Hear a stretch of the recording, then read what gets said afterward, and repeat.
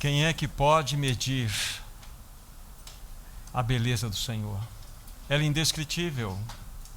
Ela é absolutamente indescritível.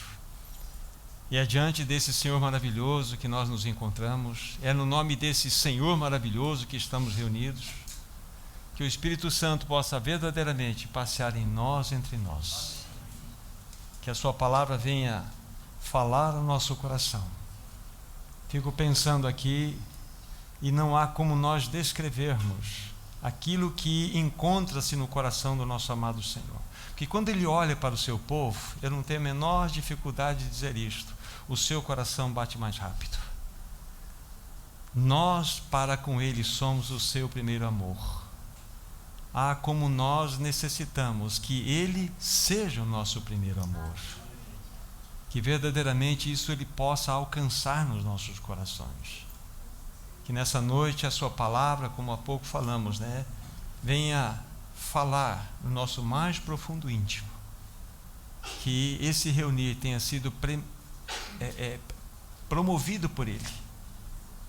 Que Ele mesmo tenha nos reunido aqui nessa noite. Vamos orar, vamos buscar a face desse amado Senhor. Primeiramente a Ti, querido Pai Celestial, nós nos dirigimos, e é no nome desse indescritível amado da nossa alma, Jesus. E no nome dele nós te pedimos, conceda-nos espírito de sabedoria e de revelação. Ilumina os olhos do nosso coração, para que nós possamos ver conforme Tu vês. Ah, amado Pai, lança luz sobre a Tua palavra, porque somente assim ela se tornará vida em nossos corações. É o que nós te pedimos, nesse precioso nome do Teu Filho, Jesus Cristo. Amém, Senhor. Vamos tornar nossas Bíblias, livro de Efésios, capítulo 3. Livro de Efésios, capítulo 3.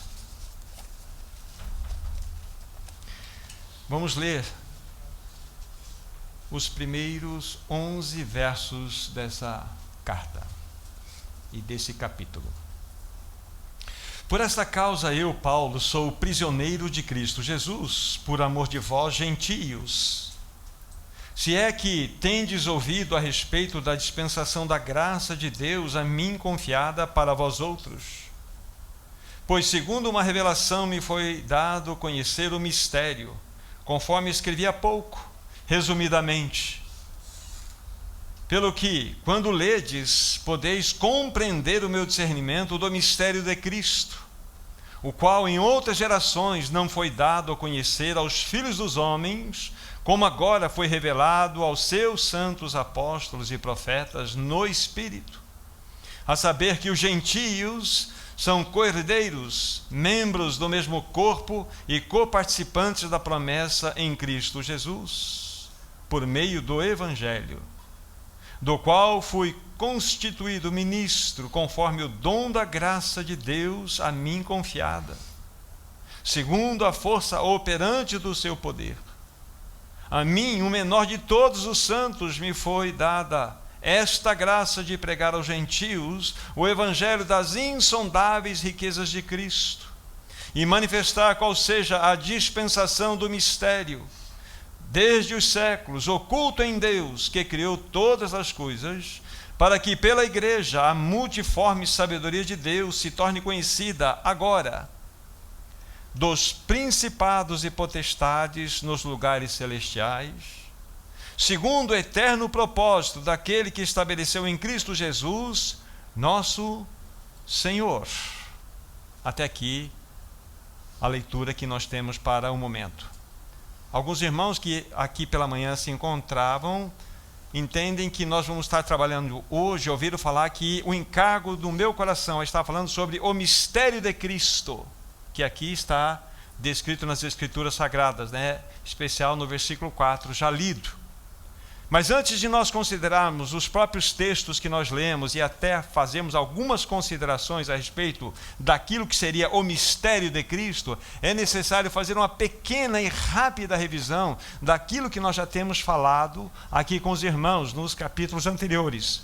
No capítulo 1, Paulo nos falou sobre das insondáveis riquezas de Deus reveladas em Cristo Jesus.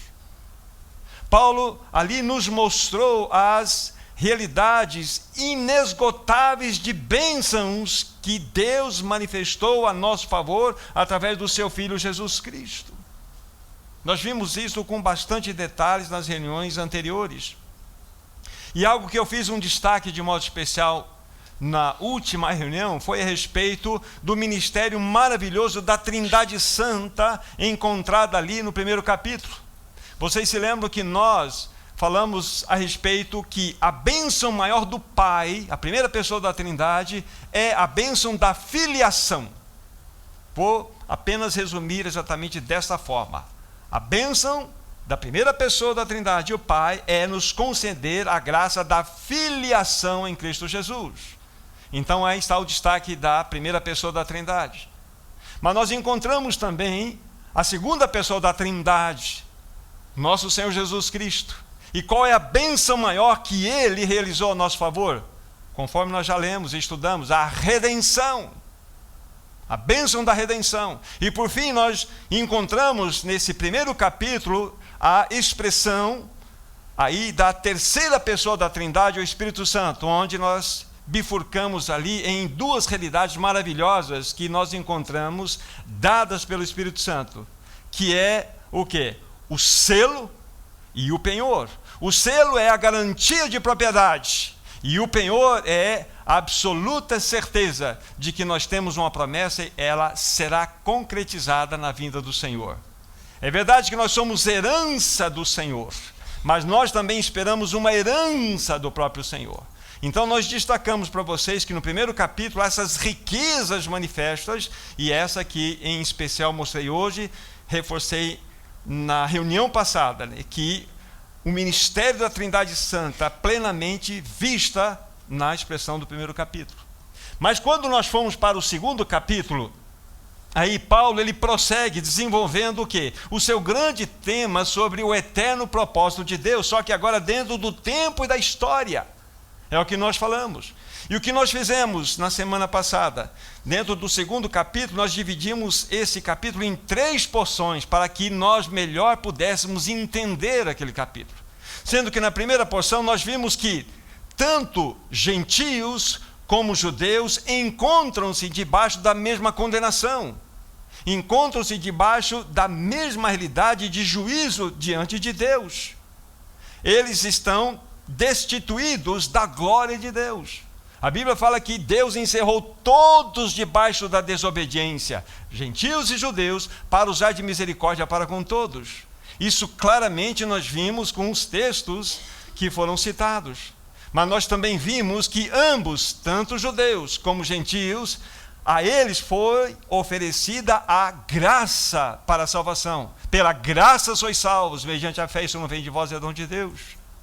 Então essa foi a grande tônica na primeira porção que nós estudamos, que o apóstolo Paulo deu, para que tanto judeus e gentios pudessem entender que ambos estão debaixo de uma mesma condenação, debaixo de um mesmo juízo, claramente visto por nós naquela oportunidade.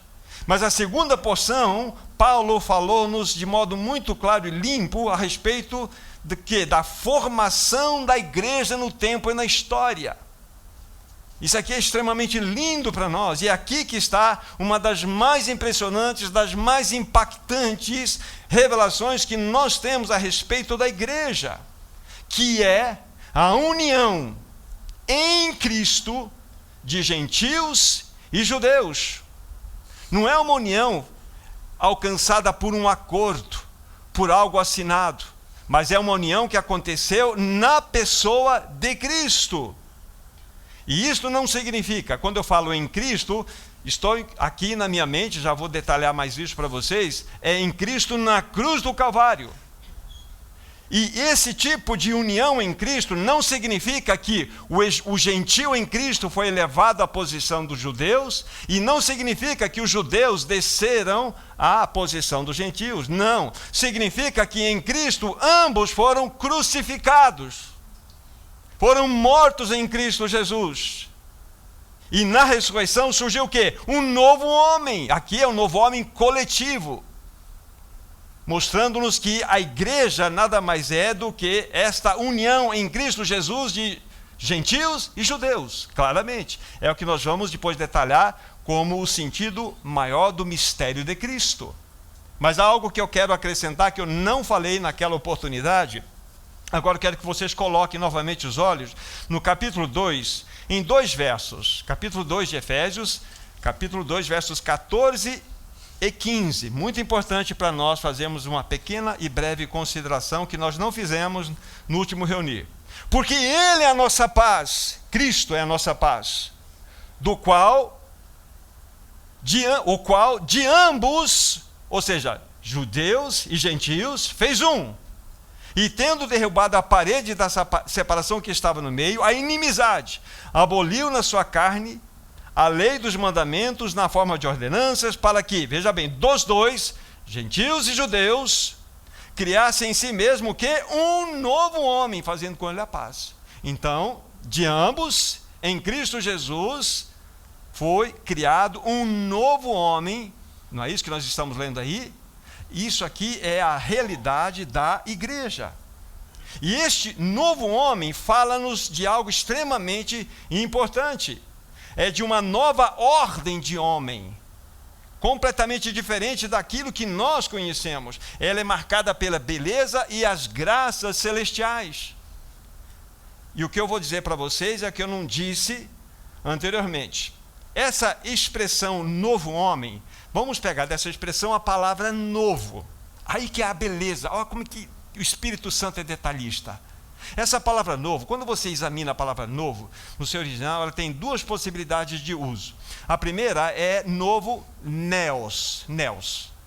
Então você vai lá na livraria e compra um estojo de lápis novinho. Aí você leva aquele estojo de lápis novinho para casa. É novo. Só que há milhares de lápis iguais por aí rodando. Só que aquele é novo. Só que a palavra que é usada aqui não é neos, é uma palavra totalmente diferente, é uma palavra kainos, K-A-I-N-O-S, kainos.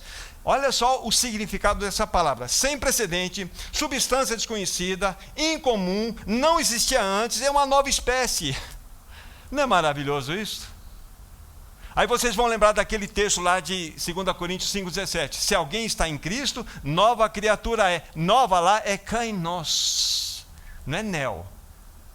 Então é algo que procede, vem de uma nova espécie, nunca existia antes, é incomum, é completamente desconhecido. Ou seja, o novo homem é uma criação celestial. Essa é a nossa origem. Evandro, a nossa origem é celestial. Então, quando gentios e judeus são atraídos em Cristo naquela morte, então acabam estas realidades. E na ressurreição nasce um novo homem. É verdade que cada um de nós há uma realidade nova. Podemos dizer que somos um novo homem em Cristo Jesus, mas no sentido coletivo, a igreja é um novo homem. Isso nós falamos com detalhes para vocês naquele encontro, mas eu não havia dado essa ênfase na palavra novo, que faz totalmente a diferença e nos ajuda a compreender, não é isto? Então, foi a segunda porção que nós examinamos do capítulo 2, para com vocês. E na terceira porção, o que o apóstolo nos mostrou, nos colocou? É que nós agora estamos sendo edificados para a habitação de Deus no Espírito. Então, olha que bênção que é estas porções quando elas colocadas uma ao lado da outra. Primeiramente, soubemos que gentios e judeus são pecadores e que precisam do novo nascimento. Pela graça foram salvos. Mas o que Deus quer fazer com esses que foram salvos? O que Ele quer nos mostrar é que nessa obra da cruz, ambos crucificados e ressurretos nascem agora numa perspectiva diferente. São um novo homem em Cristo Jesus. Somos a igreja do Senhor, vamos dizer assim, de uma substância completamente desconhecida, nova, incomum. É isso que nós somos. E agora, diante disso, o que acontece? O Espírito Santo faz a habitação em nós, porque nós somos a habitação de Deus no Espírito. Isso é maravilhoso. Isso é só para dar uma pequena colocação, um pequeno resumo daquilo que nós falamos. Verdadeiramente o Senhor é maravilhoso. Que plano perfeito é esse que Ele traçou na eternidade? Agora sim, entramos no nosso capítulo 3. Para entendermos. Aqui esse capítulo é extremamente rico. Vamos ver aquilo que o Espírito pode nos ajudar para que possamos avançar. Olhemos aqui, nesse capítulo inicialmente, os primeiros 3 versos. Já lemos os 11, mas eu quero ler novamente, jogá-los novamente na nossa mente, os 3 primeiros versos. Por esta causa eu, Paulo, prisioneiro de Cristo Jesus, por amor de vós, gentios, se é que tendes ouvido a respeito da dispensação da graça de Deus a mim confiada, para vós outros, pois segundo uma revelação me foi dado a conhecer o mistério, conforme escrevi há pouco, resumidamente, está falando de tudo aquilo que ele escreveu anteriormente. Então vamos pensar aqui com um pouquinho assim, de cautela naquilo que acabamos de ler. Paulo está dizendo aqui inicialmente, vamos destacar o primeiro verso: sou prisioneiro de Cristo Jesus. Depois eu quero destacar uma outra expressão que está nesse mesmo versículo: prisioneiro de Cristo Jesus. Paulo, ele não está dizendo Paulo o injustiçado, Paulo o esquecido, Paulo prisioneiro de Nero, Paulo prisioneiro dos judeus. Não, ele está dizendo Paulo prisioneiro de Cristo Jesus. Isso é maravilhoso. Agora eu pergunto, Paulo pensava em si mesmo? Paulo não pensava em si mesmo, de forma alguma. Paulo tinha cheiro de prisão? Lembre-se, ele já tinha passado 2 anos em Cesareia de Filipos, 2 anos, aí levado para Roma, ia completar o 4º ano de prisão. Agora, debaixo de Nero. E vocês se lembram, não precisamos lembrar aqui, ele está acorrentado a um soldado que às 6 horas havia uma troca. Por 2 anos isto. Mas o que nós percebemos é que Paulo, ele não considera-se um prisioneiro de Nero, do sistema, dos judeus. Não, ele se considera um prisioneiro de Cristo Jesus. Não havia nele cheiro de prisão. Não é o nosso assunto. Mas muitas vezes nós temos cheiro de prisão, porque nós aprisionamos as pessoas dentro do nosso coração. Arrebenta a porta dessa jaula, deixa a pessoa embora, porque não vai funcionar, você vai sofrer. Não é o nosso assunto, mas a gente pode pegar aqui umas derrapadas dessa para trazer um ensino.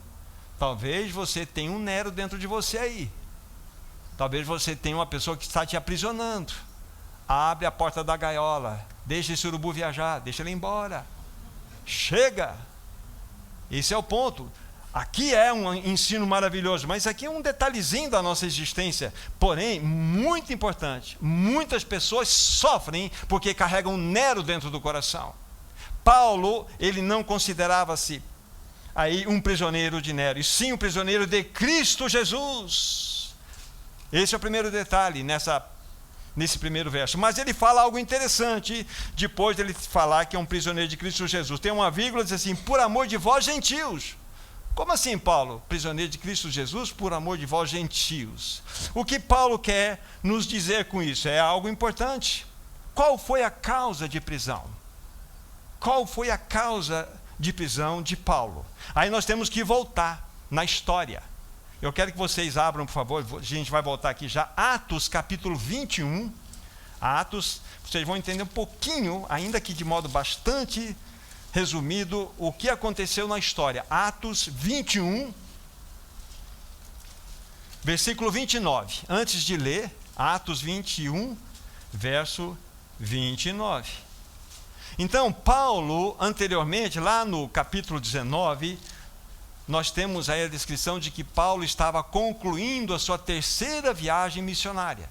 Depois disso, ele vai se encontrar com aqueles irmãos que eram de Éfeso, para que ele pudesse dar as instruções finais àqueles irmãos, porque ele estaria viajando para Jerusalém.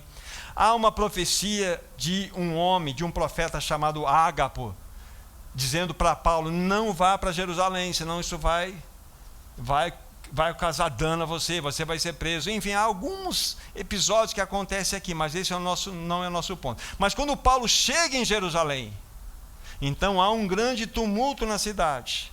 Então, veja o versículo 29. Atos 21, 29. Pois antes tinham visto Trófimo, o Efésio, em sua companhia, a companhia de Paulo, na cidade, e julgavam que Paulo o introduzira no templo. Aqui está o motivo da prisão. Eles viram, os judeus estavam com ódio de Paulo, porque Paulo, já vamos dar um outro texto que eu queria que vocês vissem também. Paulo, ele havia sido constituído por Deus como o apóstolo dos gentios. E daqui a pouco também vou lembrar de algo que eu disse na reunião passada, que é muito pertinente e vai nos ajudar a avançar naquilo que temos ainda a dizer nessa noite. Então, o motivo da prisão do apóstolo Paulo foi exatamente, ele foi acusado pelos judeus de haver introduzido para dentro do templo um gentio. E dentro desse templo, que eu já considerei para vocês, construído por Herodes, foi construído um muro de separação que não havia no templo anterior, onde os gentios não poderiam adentrar. Havia vamos dizer, um muro que separava a presença das mulheres, a presença dos gentios, e somente os homens poderiam chegar mais adiante no templo. Mas os gentios eram terminantemente proibidos de entrar lá, com o risco deles perderem a própria vida. E Paulo, então, está sendo acusado de ele ter introduzido a Trófimo para dentro ali do templo. E esta foi a acusação que causou todo o aprisionamento de Paulo, tanto em Cesareia como agora nós estamos vendo em Roma, para vocês terem uma ideia. Eu vou dar o texto, não precisamos ir lá não, mas é Romanos 11, verso 13, confira lá. Lá está escrito que o apóstolo Paulo, ele é o apóstolo dos gentios. Muito importante, ele é o apóstolo dos gentios. E nós sabemos claramente que havia uma distinção muito clara, estabelecida pelo próprio Deus na velha aliança entre o seu povo, o povo de Israel, e o povo gentil, ou seja, todas as outras nações. Por que Deus estabeleceu esta distinção? Então me permita lembrar de alguma coisa que eu falei na semana passada aqui. Pense em toda a humanidade, ela está caída, ela está condenada, toda ela está em julgamento. Aí Deus, ele precisa fazer algo para salvar essa humanidade. O que ele faz? Ele elege uma nação. Por que Israel? Aí lá capítulo 7 de Deuteronômio, conforme disse para vocês, vai nos mostrar, não é porque Israel era um povo melhor, um povo mais numeroso, um povo melhor, mais adequado, não, é um povo. Ele pensou Israel de toda uma humanidade caída, Israel era caído. Como que começou Israel? Não foi na pessoa de Abraão? Sabe o que Abraão era? Abraão era dono de uma fábrica de ídolos. Ele e o pai dele fabricava ídolos lá em Ur da Caldeia. E Deus tirou. E começou a fazer uma obra. Fez uma promessa para Abraão: ó, de ti farei uma grande nação. Em ti serão abençoadas todas as famílias, todas as nações da terra. Mas depois, lá no capítulo 17 de Gênesis, fala assim: de ti procederão olha só, de ti procederão muitas nações, e muitos reis virão de ti. Aí depois que nós andamos um pouquinho no livro de Êxodo, porque depois de Abraão vem Isaac, a mesma promessa permanece, de Isaac vem Jacó, de Jacó vem as 12 tribos, e aqui está, nas 12 tribos, o chamado de Deus para que aquelas 12 tribos se tornassem uma nação, a nação de Israel. Então qual era o objetivo de Deus? De Deus eleger uma nação, para que esta nação, Israel, fosse sacerdotal, fosse uma nação que pudesse abençoar toda uma humanidade caída. Agora, para que Israel pudesse ser essa nação sacerdotal, Deus tinha que dotá-la de privilégios, tinha que dar alguns privilégios. E nós temos aí o quê? Alguns privilégios que foram dados a esta nação. Por exemplo, a adoção, a glória, as alianças, vai falar também, foram dadas a eles a lei, o culto, as promessas, tudo isso está em Romanos capítulo 9, de 4 a 5. Desta nação surgiriam os patriarcas, e desta nação também veio o quê? O Messias, não é isto? Então, Israel foi dotado de grandes privilégios, só que Israel entendeu isso como um favoritismo, como que se Deus estivesse abençoando de modo especial essa nação.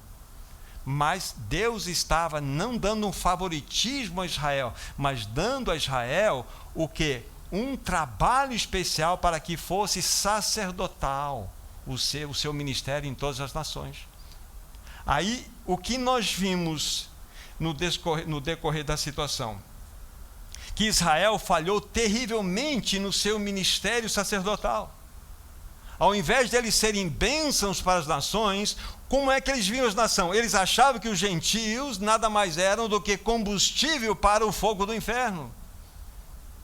Esse era o pensamento deles. Eles desprezavam os gentios, eles odiavam os gentios. Então vejam que a falha acontecendo no ministério sacerdotal de Israel. Diante disso, o que Deus fez? Deus começou a enviar os seus profetas para tentar socorrer Israel. E o que eles fizeram com os profetas? A uns eles mandavam embora, outros mataram, apedrejaram. Não é isso que fizeram com os profetas? Não deram ouvidos aos profetas. Eles desprezaram a lei. Exatamente, eles desprezaram a lei. Eles fecharam os olhos para as responsabilidades que o Senhor tinha dado a eles. Desconsideraram completamente aquilo que Deus havia dado. Os seus profetas, como eu disse, foram desprezados, foram mortos. Aí Deus manda quem? O Messias. O que fizeram com o Messias? Crucificaram o Messias. Percebam só. Israel, então, que tinha sido chamada de entre as nações para ser uma nação sacerdotal, ela perdeu completamente o seu ministério. Abandonou o seu ministério, abandonou Deus, tornou-se uma idólatra. Entende o que aconteceu? Ao invés de amar os gentios e ser bênçãos na vida dos gentios, perseguiram os gentios. Aí vocês entendem um pouquinho a respeito desse contexto histórico. Então crucificaram o próprio Messias. Lógico, o próprio Senhor Jesus havia dado uma promessa no capítulo 24 de Mateus, que não ficaria pedra sobre pedra nesse tempo que não fosse derrubado. E vem o general Tito no ano 70 e derruba tudo, espalha toda a nação, e ela é espalhada por todo mundo. Até que em 1948 ela renasce ali, dentro do contexto que nós sabemos histórico. Mas aqui aconteceu um juízo de Deus. Um juízo de Deus. Então, o que Cristo, o Messias, veio fazer? Quando nós lemos lá em Efésios capítulo 2, que ele dos dois povos fez um, e de ambos ele fez um novo homem, é exatamente isso. Algo importante para vocês. Quando a gente pensa em Israel sendo tirado das nações para ser bênçãos, então, aqui estão todas as nações, aqui está Israel. Somente Israel poderia dizer assim: nós confiamos no Deus verdadeiro, nós temos aliança com o Deus verdadeiro, nós temos sim uma esperança do Messias, nós temos. As outras nações poderiam fazer isto? Não, de forma alguma. Era a missão de Israel para fazer isto. Então, quando, pela obra de Cristo, pela obra da cruz, pela obra do sangue, aí Cristo ele vem, o que ele faz? Ele derruba essa parede de separação. Aquilo que havia de distinção inicial feita por Deus, não era uma distinção que eles fizeram, mas uma distinção clara para que Israel fosse bênção na vida das nações. Essa distinção, ela tornou-se em guerra, se tornou uma parede. Então vem Jesus Cristo e fala assim: agora acabou. O que aconteceu? Então nele, ele rompe essa parede, rompe essa inimizade, ele crucifica gentil e crucifica judeu, para que dessas realidades surja o novo homem. Espero que vocês meditem sobre isso. Então basicamente é esta realidade que envolve, vamos dizer assim, a história de Israel e dos gentios. Por que Deus escolheu Israel? Vimos que Israel, ele falhou terrivelmente nesse processo. Agora, vamos dar um passo além. Como nós vimos, então, esses judeus, falei há pouco que eles odiavam sim os judeus, Os gentios odiavam muito. Para vocês terem uma ideia, era proibido um judeu ajudar uma gentia a dar à luz, porque isso seria trazer mais um gentio ao mundo. Quando a gente lê a história, a gente fica assim, impressionado. Se um judeu casasse com uma mulher gentia, a família imediatamente realizava um funeral do filho, porque isso era um sinônimo de morte. O entrar na casa de um gentio já tornava o judeu completamente impuro. E por fim, eles diziam assim que a melhor de todas as serpentes é comparada com o melhor de todos os gentios. Esse era o sentimento do coração dos judeus em relação aos gentios. Então vem Cristo Jesus e acaba com isso na obra da cruz, completamente.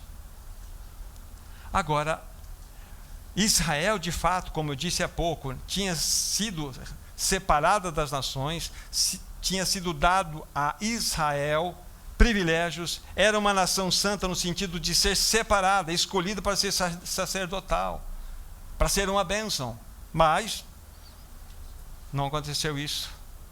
E como eu disse, a eleição de Israel não era um favoritismo, não era algo que eles poderiam considerar como se Deus estivesse honrando de modo particular aquela nação. Não. Deus, ao escolher Israel, estava dando àquela nação uma responsabilidade especial. Estamos juntos? Era para que Israel fosse um instrumento nas mãos de Deus, mas falhou terrivelmente. E o resultado, como nós já vimos, foi o juízo de Deus espalhando o povo por todas as outras nações. Agora vamos dar um passo ali. Volta para Efésios capítulo 3, se vocês já não foram para lá. Efésios capítulo 3. Lemos os 3 primeiros versos, não é? Agora, seguimos aqui um pouquinho. Eu vou pegar o 3º verso que eu li e vou até o versículo 6 agora. Pois segundo uma revelação me foi dado conhecer o mistério, conforme escrevi há pouco, resumidamente, pelo que, quando ledes, podeis compreender o meu discernimento do mistério de Cristo, o qual em outras gerações não foi dado a conhecer aos filhos dos homens, como agora foi revelado aos seus santos apóstolos e profetas no Espírito, a saber que os gentios são co-herdeiros, membros do mesmo corpo e coparticipantes da promessa em Cristo Jesus, por meio do Evangelho. Olha só que impressionante é isto. Há muitas verdades lindas que encontram-se aqui. E aqui aparece 2 vezes a citação da palavra mistério. O mistério, conforme escrevi há pouco. O mistério nada mais está descrito ali, que é a união de gentios e judeus formando um novo homem. E na sequência, verso 4, repetindo, pelo que, quando ledes, podeis compreender o meu discernimento do mistério de Cristo. O mistério de Cristo é a igreja.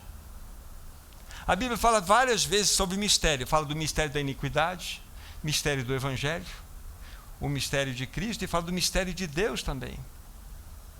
Deixem o dedo aqui, Colossenses, sigo adiante aqui, só para vocês virem algo interessante. Colossenses 2, versículo 2.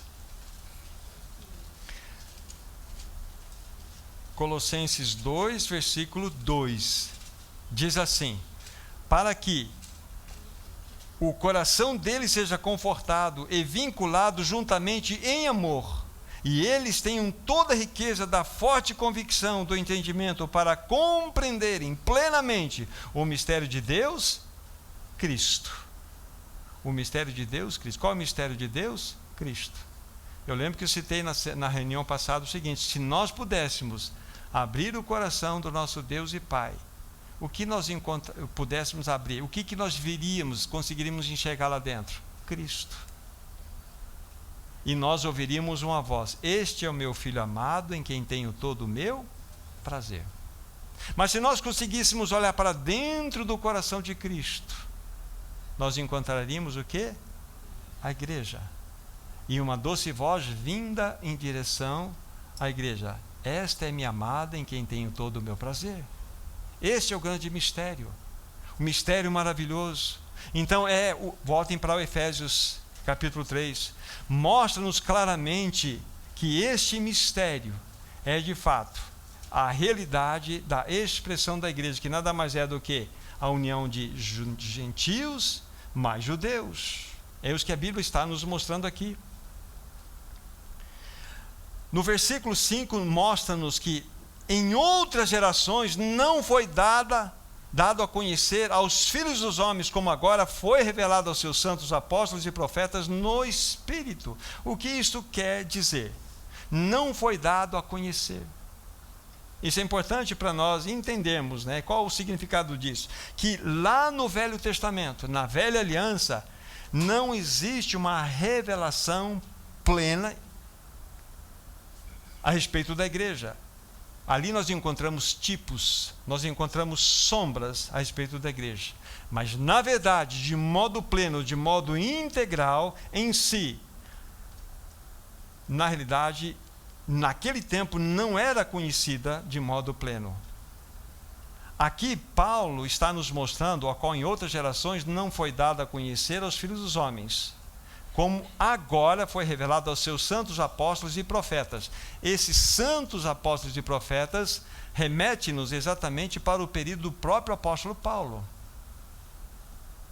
Porque não havia uma revelação plena da igreja. Como falei, havia revelação das sombras e também dos tipos que apontavam para a igreja. Você pega o tabernáculo de Moisés. Nós temos outros tipos que nós podemos encontrar.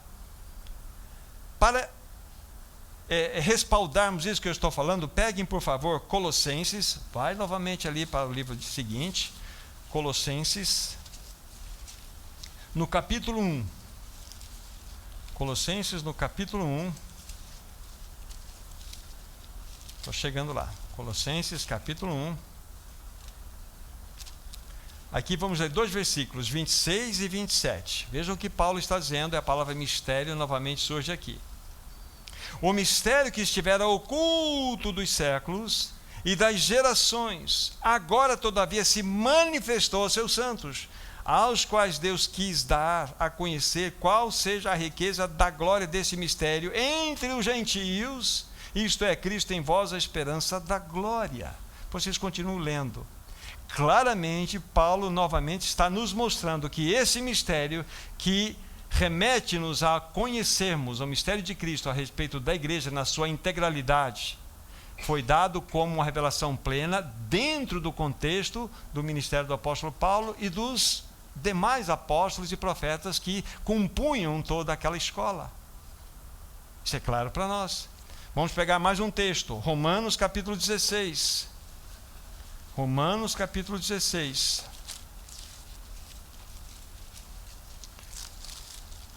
Romanos capítulo 16, 2 versículos também.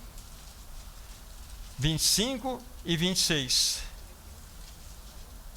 Romanos 16, 25 e 26. Ora, aquele que é poderoso para confirmar, ou vos confirmar, segundo o meu evangelho e a pregação de Jesus Cristo, conforme a revelação do mistério guardado em silêncio nos tempos eternos, e que agora se tornou manifesto e dado a conhecer por meio das escrituras proféticas, segundo o mandamento de Deus, do Deus eterno, para a obediência de fé entre todas as nações.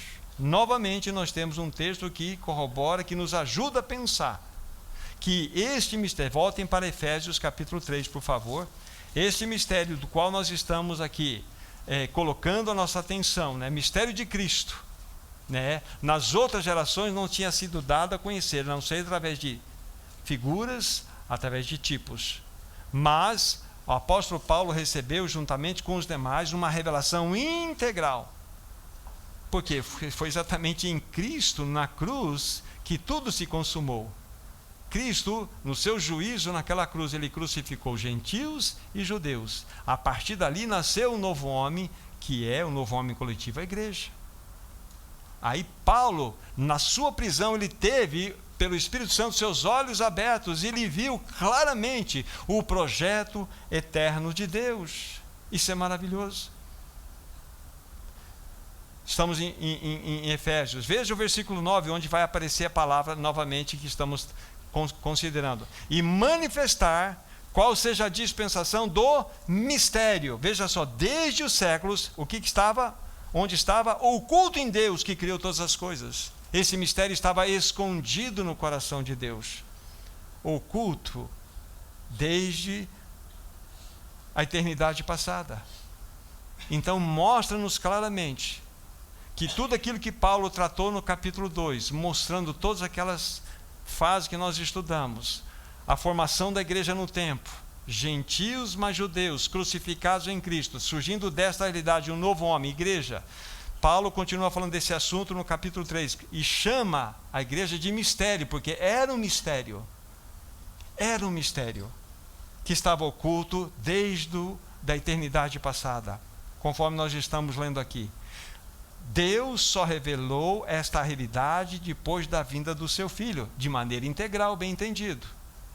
Não olhando para aspectos de tipos ou sombras, mas de maneira integral, só depois da vinda de Cristo Jesus. Esse mistério, como estava dizendo, foi guardado nas gerações no coração do Pai. Estamos aí, voltem uma página anterior, capítulo 1, versículo 4, Efésios.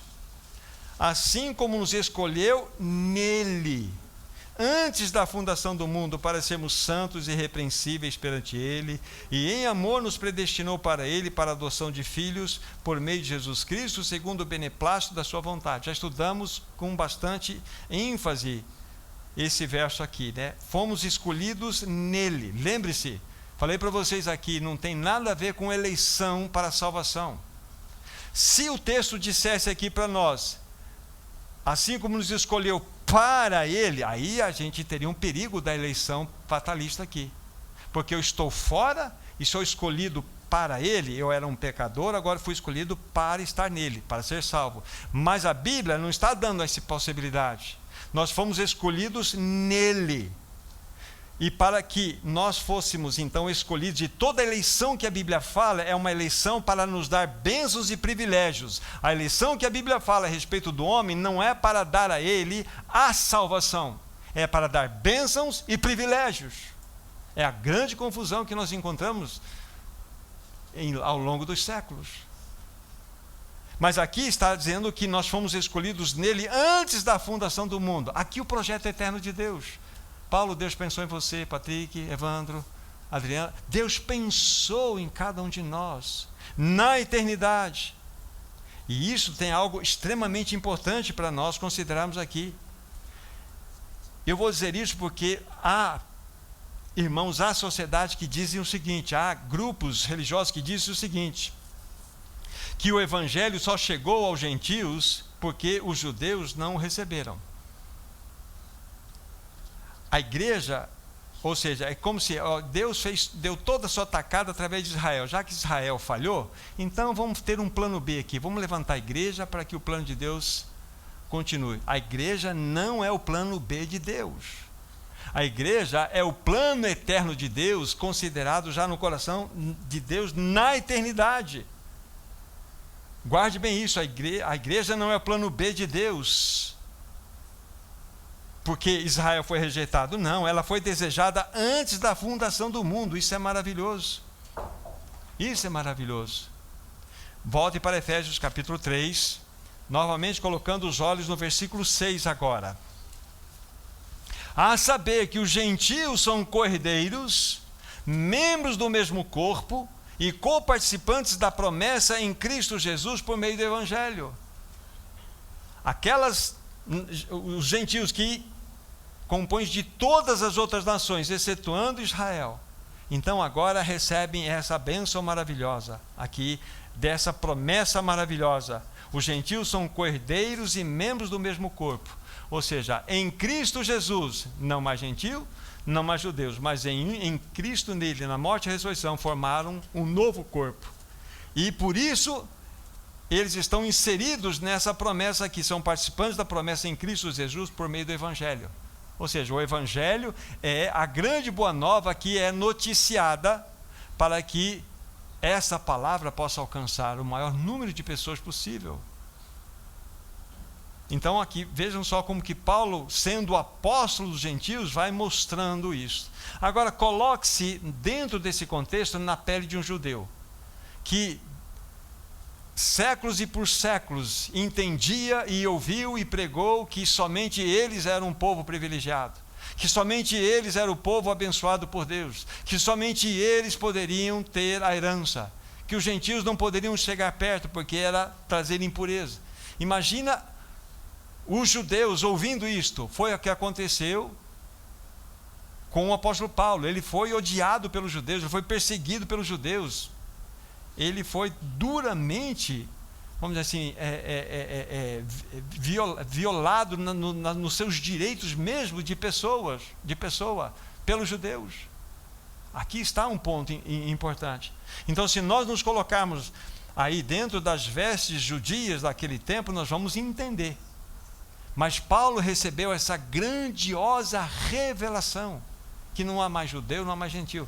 Se imaginem só, para uma nação, um povo que sempre se achou o melhor desse universo, dizer que é igualzinho o outro, é realmente algo muito difícil.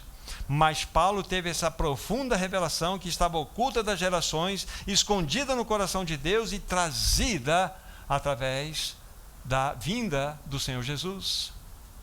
Então, a igreja é o grande mistério de Cristo. O mistério de Cristo é a igreja. Isso é maravilhoso. Então, está claro para nós aqui que os gentios também são co-herdeiros, são co-participantes das mesmas promessas. Isso é maravilhoso. Judeus e gentios recebendo esta herança maravilhosa. No plano eterno de Deus, qual que era o seu anseio maior? É trazer os gentios para terem comunhão com Ele, nos mesmos termos da comunhão com o seu povo que Ele separou. Nos mesmos termos. Não favorecimento, não, iguais, somos um em Cristo. Isso é extremamente maravilhoso. E isso se tornou possível por meio da obra de Cristo Jesus na cruz. Se tornou possível por causa do Evangelho, da boa nova que foi trazida pelo Senhor. Judeus e gentios, membros do mesmo corpo de Cristo. Isso é maravilhoso. Agora, versículo 9 a 11. E manifestar qual seja a dispensação do mistério, falamos um pouco disso, desde os séculos oculto em Deus, que criou todas as coisas, para que pela igreja a multiforme sabedoria de Deus se torne conhecida agora dos principados e potestades nos lugares celestiais, segundo o eterno propósito que estabeleceu em Cristo Jesus, nosso Senhor. Isso é maravilhoso. Certo irmão, considerando essa passagem, ele disse o seguinte, ele diz que esse trecho, esses 3 versos, se constituem como o cerne de todo o capítulo 3, porque é uma das mais poderosas declarações encontradas no Novo Testamento sobre a igreja. Sobre a igreja. E se nós formos pensar, vamos dar razão para ele. Olha só o que está escrito aqui, irmãos. E manifestar qual seja a dispensação do mistério desde os séculos, oculto em Deus. Já vimos lá, vocês já viram, né? Oculto em Deus, que criou todas as coisas para que pela igreja a multiforme sabedoria de Deus se torne conhecida agora dos principados e potestades dos lugares celestiais, segundo o eterno propósito de Deus que Ele estabeleceu em Cristo, nosso Senhor Jesus. Olha só. Então, essa fala dele, que é uma das mais poderosas declarações encontradas no Novo Testamento a respeito da igreja, da realidade dela, é realmente é lindo demais. É lindo demais. Certa vez eu fiz uma consideração com vocês aqui, mas eu vou só repeti-la, mas é uma outra consideração que eu quero fazer. Aqui está escrito que, através da igreja, a multiforme sabedoria de Deus se tornará conhecida agora, diante dos principados e potestades nos lugares celestiais, através da igreja. Por que não através de Cristo? É através da igreja. Não é maravilhoso? Olha o que o Senhor tem reservado para cada um de vocês. Pensou nisso, William? Pensou nisso, Zezito? Wagner? Pensou nesta realidade? De que através da igreja, essa multiforme sabedoria de Deus será conhecida? Não precisamos ir lá. Já citei isso outras vezes, em 2 Tessalonicenses capítulo 1, versículos 10 até o 12, tem algo maravilhoso lá. A Bíblia fala assim que quando ele vier, quando Cristo vier, para ser glorificado nos seus santos, e não é pelos seus santos, toda a glória de Cristo será vista na igreja. Olha que Deus tem reservado para nós. E ser admirado em todos os que creram, não admirados por todos os que creram. Onde Cristo será admirado? Na igreja. É isso, Juarez, que o Senhor tem para você, para todos nós, Caio, para todos nós, Mauricião, para nós. Para que nós possamos exatamente ser esta expressão. Isso é lindo demais. Então, quando nós pensamos aqui que é pela igreja, é isso que Deus tem planejado para cada um de nós. Isso é glorioso. Então, quando nós pegamos, o livro de Efésios é um dos livros mais elevados que nós temos das Escrituras Sagradas, que nos traz profundas revelações. Aqui nesse livro, nós temos as revelações mais profundas no que tange as realidades da igreja, como corpo de Cristo. Quando você estuda Colossenses ao lado de Efésios, então você tem aqui 155 versículos em Efésios, você tem 95 versículos em Colossenses. 75 versículos eles dão as mãos. É a mesma palavra que está ali. Só que a ênfase de Efésios é o corpo de Cristo. Cristo como a igreja como o corpo de Cristo como cabeça. Quando você estuda Colossenses, a ênfase é Cristo como cabeça do corpo. Ou seja, é lindo. Então Paulo, quando teve essas revelações, de fato, são as mais elevadas que nós temos no Novo Testamento. Extremamente lindas. O que nós estamos vendo nesses 3 capítulos que nós estamos estudando até agora, são coisas muito elevadas, que nós precisamos debruçar diante do Senhor para que o Espírito Santo traga luz no nosso coração, que nós fazemos parte de um mistério, nós fazemos parte de uma realidade espiritual. Aí vocês entendem porque eu sempre digo que a igreja, ela tem a sua origem celestial, tem o seu destino celestial e a sua natureza espiritual. Lembre-se, a origem do novo homem é kainos. É origem desconhecida, singular, não existe precedente, não existe nada de cópia. Então nós somos uma realidade nova. Isso é que é a igreja. É isso que nós fazemos parte. Então eu tinha dado essa ênfase para vocês quando, numa oportunidade, eu falei desse verso aqui. Mas aqui, coloque os olhos novamente no versículo 10, diz assim, para que pela igreja a multiforme sabedoria de Deus. Essa palavra multiforme, bota um círculo em torno dela. Lá no seu original é polupoikilos, e essa palavra significa multicores ou multicolorido. Mas o que o Espírito Santo vai usar uma palavra, multicolorida ou multicores aqui? Porque a igreja, na realidade, o projeto de Deus é que ela seja conhecida por aquilo que ela expressa e não por aquilo que ela faz. A igreja, dentro do que nós estamos vendo aqui, ela deve ser conhecida por aquilo que ela expressa e não por aquilo que ela faz. E eu estava pensando, por que essa palavra foi utilizada aqui? Vamos pensar aqui numa pedra preciosa, o diamante. Quando você pega o diamante e coloca ao lado de um carvão, você pega 2 pedras, 2 elementos, e que tem, vamos dizer assim, a mesma realidade, mesmo elemento químico que é o carbono. Diamante e carvão. Carvão tem o mesmo elemento químico que é o carbono. Qual que é a diferença do diamante para o carvão? 4 coisas. TT. PP, profundidade, pressão. TT, tempo, temperatura. Quando você pega um carvão e joga nas profundezas da terra, e joga muita pressão sobre ela, e joga muito tempo sobre aquele carvão, e muita temperatura sobre ele, sabe qual que é o final? Diamante. É assim que surgem os diamantes. A igreja, ela surge dessa realidade. Nós somos carvão. Então nós precisamos de PP e TT, profundidade, e nós precisamos de pressão. Nós precisamos de tempo e de temperatura. Isso fala das provações na nossa vida. Isso fala exatamente do estrangulamento do nosso ego, do asfixiamento dele, para que Cristo possa ser manifesto. Esta é a realidade. Então, vocês estão em tribulação? Bem-vindo ao clube cristão. Bem-vindo a essa realidade linda. Vocês estão com dificuldade de relacionamento entre vocês? Bem-vindo, essa é a igreja. Nosso irmão Stephen Kahn, que está no Senhor, né? Ele morreu com 104, 105 anos, bem recente. Ele tinha 96 anos aproximadamente, estava bem mais novo, 96. E ele disse o seguinte: vocês pensam que viver a vida da igreja é fácil? Ele dava aquela paradinha dele e falava assim: experimenta viver a vida da igreja, se é fácil. Nós vamos trombar, é raspa-raspa, ferro com ferro se afia. Essa é a realidade. Esse é o ponto. Irmãos, nós somos diferentes.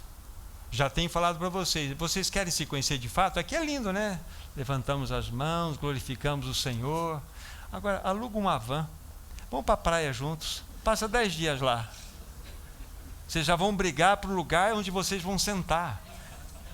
Os meninos da música vão querer tocar violão a viagem inteira. Mas os outros falam assim: eu quero dormir. Não é assim? Então nós vamos começar a se conhecer. Vamos começar a raspar. Mas para que carvão se torne diamante, precisa de PP e TT. Sem isso não dá. Então aqui está essa palavra tão linda, essa multiforme sabedoria, essa multicolorida sabedoria. Então quando você pega o diamante já trabalhado, qual que é a finalidade dele? Colocar dentro de um cofre no escuro? Não. Leva ele para a luz. Os raios do sol incidirão e haverá uma coisa chamada difração. E a glória da luz se manifestará em 7 cores diferentes. A glória da luz, quando os raios incidem no brilhante, manifestarão em 7 glórias, 7 cores diferentes. Isso é o quê? Isso é o resumo que quando a igreja ela é exposta diante do sol da justiça de Cristo, os raios de Cristo vêm sobre nós, o que deve manifestar de nós as 7 glórias de Cristo, as glórias dele. Isto é a igreja sendo manifesta. Ela foi criada para se manifestar glória, não é para fazer coisas. Então aqui está a beleza desse texto, que pela igreja a multiforme sabedoria de Deus será conhecida agora pelos principados e potestades. Vocês perceberam o projeto que vocês fazem parte? Não é pequeno não, né? Não é uma. Por isso que quando a gente pensa o que é igreja, às vezes nós rebaixamos tanto o significado da igreja que nós simplesmente achamos que a igreja é um local de reunião. Esqueci o meu guarda-chuva na igreja. Esqueci minha Bíblia na igreja. Só se o irmão engoliu, só se o irmão pegou. Irmão, quando a igreja terminou a reunião, que ela vai para casa. A igreja ela é dinâmica, a igreja ela é viva, ela é móvel. A igreja não é um local. Ó, silêncio, hora você chegar na igreja, não faça o barulho, hein? Como assim? A igreja é uma realidade espiritual. A igreja tem essa característica, amados irmãos. Nós não podemos rebaixar a igreja a esse nível tão terrível que muitas vezes nós homens fizemos. A igreja não tem placa. Nós emplacamos a igreja. A igreja é uma realidade espiritual. A igreja é um novo homem. A igreja é o edifício de Deus. A igreja é a casa de Deus. A igreja é o mistério de Cristo. A igreja é a noiva de Cristo. A igreja é a guerreira de Cristo. A igreja é uma realidade espiritual. Então esse texto nos mostra de modo maravilhoso, né, que de fato a igreja, ou por ela, a multiforme sabedoria de Deus será conhecida agora. Essa multiforme nada mais é do que a expressão da glória de Cristo que, incidindo pelo diamante, pela igreja trabalhada, irá manifestar 7 expressões de glória. Isso é a igreja. Então percebam só que esse mistério de Cristo é maravilhoso. Ele é extremamente lindo, né? Essas cores mostram os mais diversos aspectos do resplendor da glória do nosso amado Senhor. Assim como assim a igreja, quando ela é exposta a Cristo, ela vai refletir a sua glória. Para isso que nós fomos chamados, expressar, manifestar a glória de Cristo. Isso é maravilhoso. Indo para o nosso final, mas eu preciso dizer poucas coisas, mas vale a pena aqui.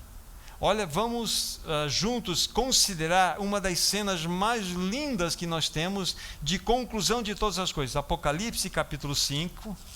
Apocalipse capítulo 5.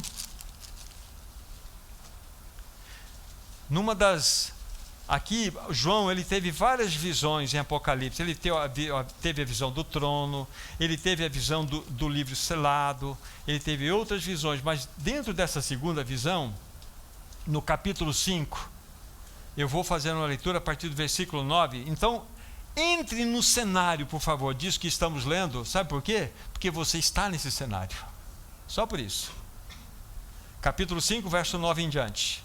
E entoavam um novo cântico, dizendo: digno és de tomar o livro, de abrir os selos, porque foste morto e com teu sangue compraste para Deus os que procedem de toda tribo, língua, povo e nação. E para o nosso Deus os constituíste reino e sacerdotes, e reinarão sobre a terra.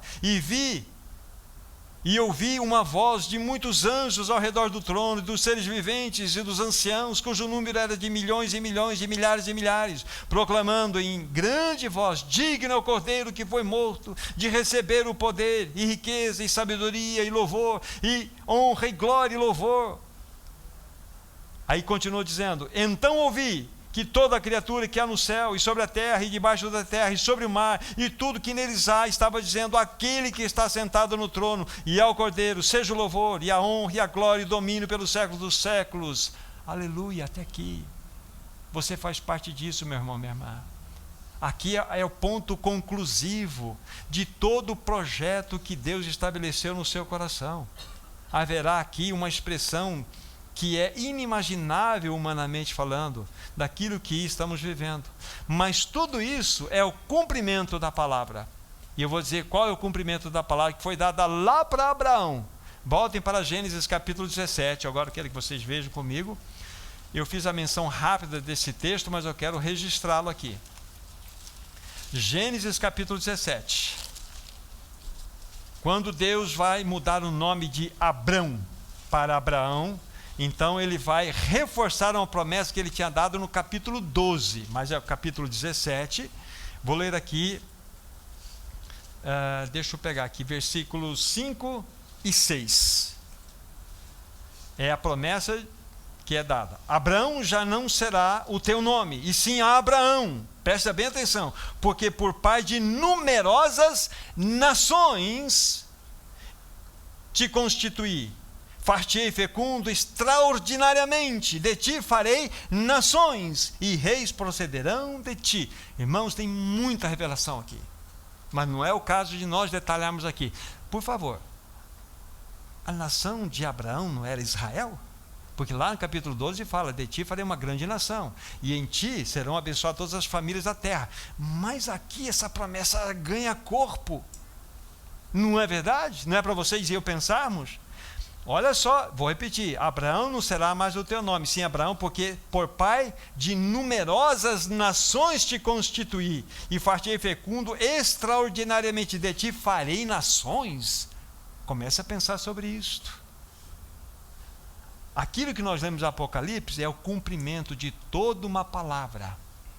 Por isso que a igreja não é o plano B de Deus, a igreja é o plano eterno de Deus estabelecido antes da fundação do mundo.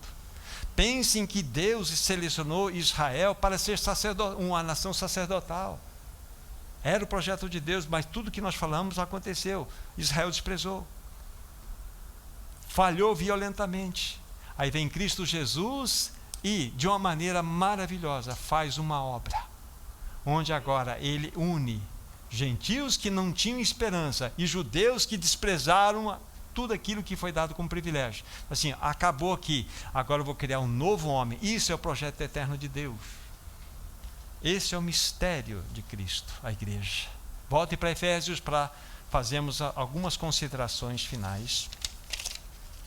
Efésios capítulo 3. Vocês percebem que ao estudar Efésios, nós só introduzimos, né? Porque não tem como. Se nós formos olhar detalhe por detalhe, nós temos um tempo bem maior para ser considerado. Mas aqui nós estamos dando essas colocações para os irmãos entenderem a grandiosidade da revelação que há em Efésios. Tá? Então, olhando tudo isso, aí resta-nos, em poucas palavras, dizer que Paulo vai orar pela segunda vez, do versículo 14 a 21, que eu não vou ler agora. Paulo vai fazer uma oração. Ele já fez a primeira oração que nós estudamos quando falamos sobre o primeiro capítulo, mas aqui ele vai fazer uma oração. E nessa oração, dentro do propósito, ele começa assim no verso 14, apenas essa primeira expressão: por esta causa, por tudo que eu tenho falado, por tudo isso que eu considerei com vocês, por todas essas questões aqui que foram expostas para vocês. Ele vai falar assim: eu me ponho de joelho diante do Pai. Né? Paulo está pedindo ao Pai para que aqueles irmãos fossem fortalecidos com poder, que eles pudessem desfrutar de uma habitação permanente de Cristo. Quando aparece aí, para que Cristo habite no vosso coração, essa palavra habitar, não é uma... Cristo não pode ser aquele que vem como um inquilino, né? Aquele morador de passagem, não. Essa palavra habitação é habitar fixamente. É habitar de modo permanente. Essa é a realidade. É essa a realidade que está falando assim: habite Cristo de modo permanente no vosso coração. Essa é essa realidade que Paulo está orando a favor daqueles irmãos. Isso pela fé. Vocês precisam estar enraizados e alicerçados. Duas palavras importantes. As raízes de vocês precisam estar aprofundadas, seguras, para que vento algum tempestuoso possa removê-las. E vocês precisam estar alicerçados com uma base extremamente firmes, inamovíveis. Aí vocês vão compreender com todos os santos. É impossível um só compreender a dimensão do amor de Cristo. O que significa, né? A largura, o comprimento, a altura e a profundidade do amor de Cristo. Isso só é possível ser compreendido com todos os santos. Só a igreja, na sua totalidade, poderá expressar e compreender essa realidade que está aqui. É esse o motivo pelo qual Paulo está orando aqueles irmãos. Agora vocês são um. Vocês são todos esses santos, então vocês terão um caminho de compreensão a respeito da largura, do comprimento, da altura e da profundidade do amor que está revelado em Cristo Jesus. A largura atinge todas as raças, tribos e nações, ninguém escapa. O comprimento atinge todos os homens da história. Não passou um homem na face dessa terra em toda a história que não tenha sido alvo do amor de Cristo. Ninguém. Aí a altura fala-nos da dimensão desse amor, que ele tem a sua origem no céu, e a profundidade fala que esse amor foi as últimas consequências. Pegou o Júnior lá embaixo, pegou o Thomas lá embaixo, num tremedal de lama, num poço de perdição, pega lá e traz para uma rocha e firma os pés nessa rocha. Quando nós cremos nisso, nós desfrutamos dessa realidade. E como nós vamos compreender toda a expressão desse amor? Com todos os santos. Então aqui está, queridos irmãos e irmãs, um pouco de colocação que eu faço a respeito do mistério de Cristo, a igreja, gentios e gentios e judeus unidos em Cristo Jesus, formando um novo homem. Então que o Senhor nos ajude. Quero que vocês meditem e reflitam a respeito da grande bênção da qual vocês participam. Vocês fazem parte de uma realidade espiritual, a igreja do Senhor. E através da igreja, então a multiforme sabedoria de Deus será conhecida. Através dela incidirão os raios da graça de Cristo Jesus e vão refletir em 7 maravilhosas glórias. Isso é o que o Senhor tem planejado para a sua igreja. O Senhor nos ajude. Amado Senhor, nós, como oramos no início, pedindo que Tu lançasses luz sobre a Tua palavra, e assim ela se tornaria vida em nossos corações. E assim que nós concluímos esse tempo, sim, lança luz em nossos corações, lança luz na Tua palavra. Nós queremos realmente bendizer o Teu nome. Que projeto maravilhoso que o Senhor elaborou no Teu próprio coração antes da fundação do mundo, estava oculto em Ti. Senhor, só o pensar que nós fazemos parte desse projeto, nossos corações tremem. nossos corações se regozijam, ainda que nós não conseguimos alcançar a dimensão de tudo isso, do que tudo isso significa. Nós queremos te bendizer e te louvar, porque nós somos o mistério de Cristo. Nós somos, Senhor, a realidade do novo homem, somados com todos aqueles santos que nasceram de novo nessa cidade, em todo esse mundo. Nós te louvamos pelo teu projeto eterno, Senhor. Continue a falar no nosso coração por tua infinita graça. Guarda o teu povo ao longo dessa semana, que mais de ti, mais revelação o Senhor possa dar a cada um dos teus santos, a todos nós. Em nome de Jesus nós oramos. Amém, Senhor. Amém. Amém. Deus abençoe ricamente vocês. Tenham uma semana guardada no nome do Senhor Jesus. Amém.